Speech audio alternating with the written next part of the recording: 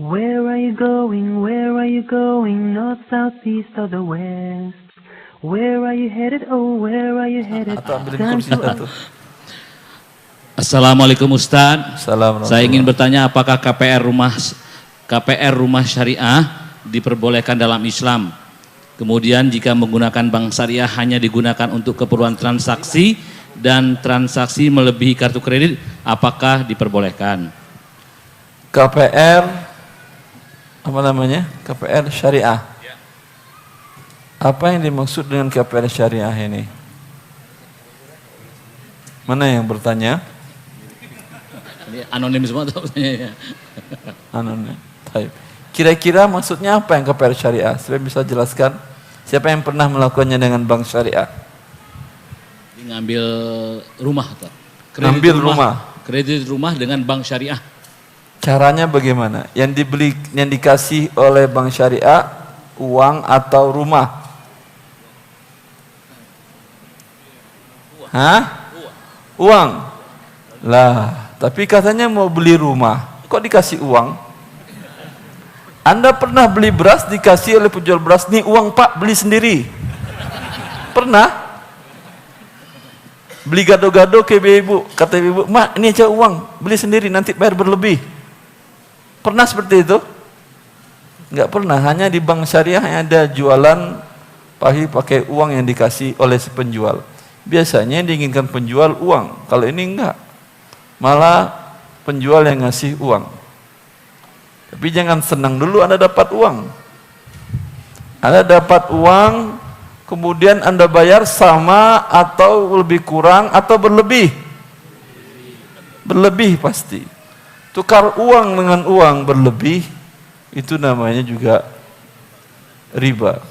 Karena Rasulullah mensyaratkan tukar uang dengan uang harus sama dan tunai. Kata Rasulullah, "Adz-dzahabu bil-dzahabi wal fiddatu bil fiddati mislan bi mislin yadan bi yadin." Tukar uang emas dengan uang emas, uang perak dengan uang perak harus sama dan tunai. Kalau bank ngasih Anda 1 miliar, kemudian Anda pakai buat beli rumah, kemudian Anda bayar lagi ke bank 1,2 miliar atau 1,5 miliar dalam waktu 5 tahun, ini bukan KPR syariah. Ini adalah pinjaman riba. Jelas? Ini riba yang pertamanya. Riba yang selanjutnya, tadi Anda, jadi bagaimana yang syariah Ustaz? Kalau yang syariah, Anda beli rumah tentu dikasih rumah. Anda datang ke bank syariah, Pak, saya mau beli rumah, KPR rumah. Ya udah, sebentar, saya carikan dulu rumah. Spek yang Anda inginkan seperti apa? Begini. Dia datang hubungi si pemilik dulu, dia beli dulu. Kan mau jualan dia kan ya? Kan jual beli, namanya bay', murabahah, jual beli. Setelah dapat, dipanggilnya Anda, Pak, saya sudah dapat rumahnya. Kalau Anda setuju, kita buat akad jual beli tidak tunai. Dengan cara murabahah, saya beli 1 M. Anda mau beli berapa dari saya dengan cara tidak tunai? Dia bilang, saya bayarnya 5 tahun. Ya kalau gitu, saya jual kepada Anda 1,5 M. Ini boleh, ini betul jualan. Jelas? Ini halal. Ini betul jual rumah dibayar dengan uang tidak tunai. Kalau yang pertama tadi tidak. Kalau bank syariah ngasih uang ke Anda, bilang ke dia, saya tidak mau. Ini bukan jualan rumah namanya. Anda jualan uang. Kalau jualan uang yang syariah, harus syaratnya 2. Tidak ada pertambahan dan tunai. Berarti apa gunanya lagi? Anda kasih 1 miliar, Anda beri lagi dia 1 miliar. Tapi Anda terima 1 miliar, Anda bayar ke dia 1,2, 1,3, 1,5, ini riba namanya. Riba nasi'ah. Jelas? Sama enggak dengan masa jahiliyah tadi? Pinjam uang 10 dinar, kembali 11 dinar. Rumahnya mana? Itu terserah Anda, nanti beli sendiri rumah oleh Anda. Saya wakilkan Anda untuk beli rumah. Maka ini tidak syariah. Kemudian yang syariah kedua, setelah dia beli, dibuat akad dengan Anda tidak tunai. Silakan bayar DP pada waktu akad. Dalam akad klausul perjanjian jual beli rumah dengan tidak tunai tadi, tidak ada klausa yang menyatakan kalau terlambat membayar angsuran dikenakan penalti. Walaupun pakai bahasa Arab nggak merubah hukum. Karena Abu Jahal pasti pakai bahasa Arab ngomongnya. Tetap haram riba ya riba. Mereka namakan penalti itu dengan gharamatut takhir. Artinya apa? Gharama artinya denda. Takhir terlambat. Sama kan penalti. Cuman pakai bahasa Arab. Tidak akan berubah hukum. Ya. Tadi kan ada dalam riba jahiliyah. Saya pinjamkan uang 100 dinar. Terlambat saya berikan pertambahan. Ada tadi di masa Abu Jahal? Ada. Beliau guru sejarah juga ini, akhi. Kepala sekolah beliau Pak Nanang ini. Masya Allah.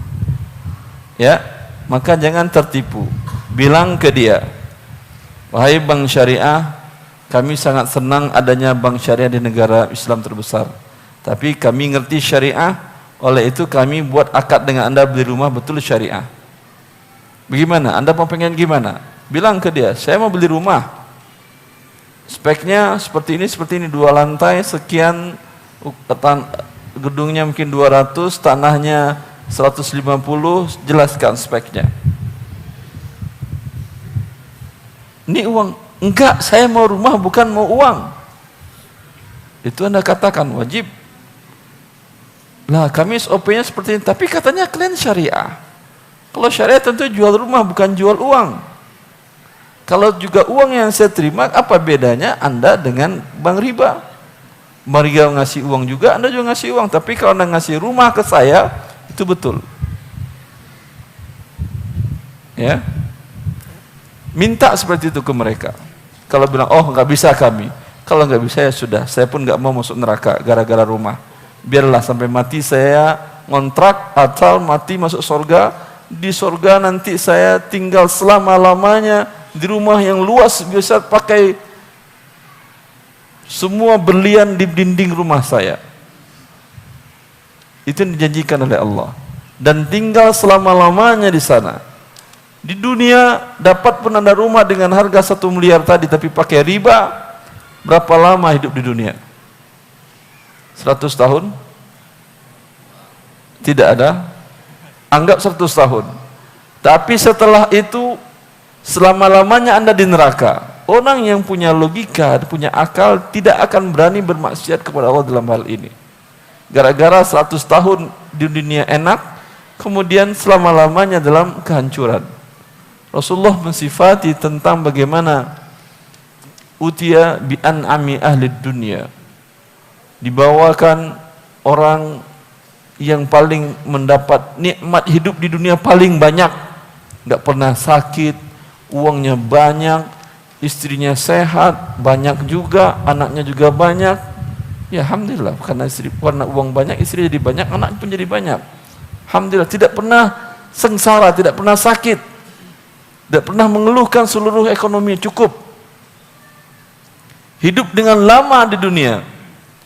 Lalu didatangkan dia dan dicelupkan ke neraka sesaat. Dikeluarin lagi. Ditanya kepada dia, pernah ingatkah engkau bahwa di dunia itu hidupnya enak? Lupa dia bahwa dia pernah hidup enak. Hanya sesaat dicelupkan ke neraka.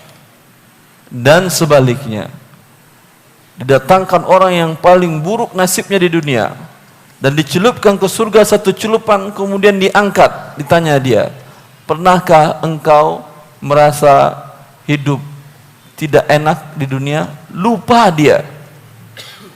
Maka orang yang jenius, orang yang pintar dan berakal tidak mau mengganti sesuatu yang abadi dan kekal dengan sesaat di dunia. Jelas? Maka minta kepada bank syariah tadi klausal denda keterlambatan saya tidak mau. Kira-kira bank tadi mau nggak menghapusnya? Mau atau tidak? Kata siapa tidak mau? Dia kan jualan.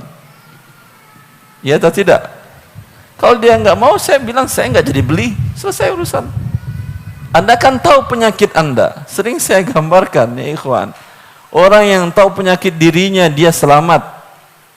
Orang yang tahu bahwa dia sakit gula, ketika disodorin air, pasti dia tanya, ini ada gula atau tidak?